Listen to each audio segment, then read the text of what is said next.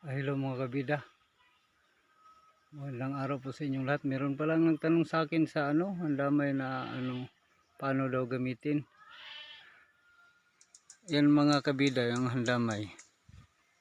Yan dahon niya. Medyo sa ilalim yung magaspang, parang mga may balahibo.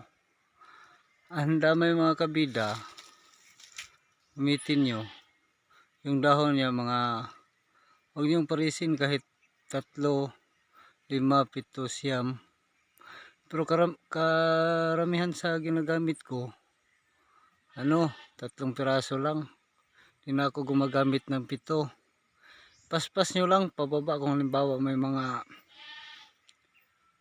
sugat sa mukha, yung talipaso, yung gumagapang na talipaso, o may lamlam sa labi, yung nasugatan yung labi.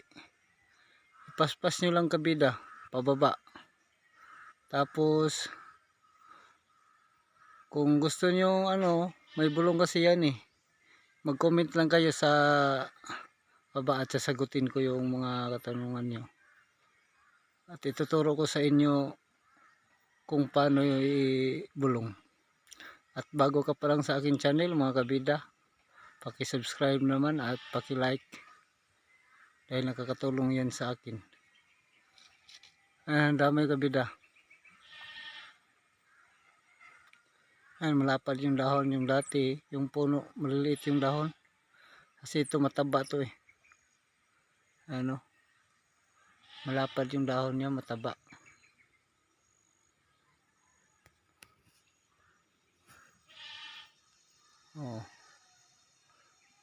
Kung sakaling di na alam kung paano, ka lang kayo sa ko, sa FB account ko o sa Messenger, magtanong kayo, o dito sa YouTube channel ko mag-comment kayo at sasagutin ko yung mga katanungan nyo dahil may bulong ito.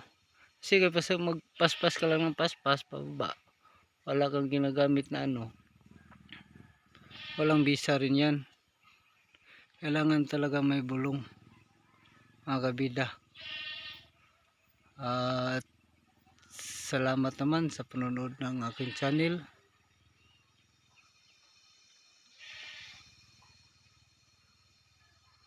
Hanggang sa muli. Maraming salamat po sa inyong lahat at magandang araw mga kabida.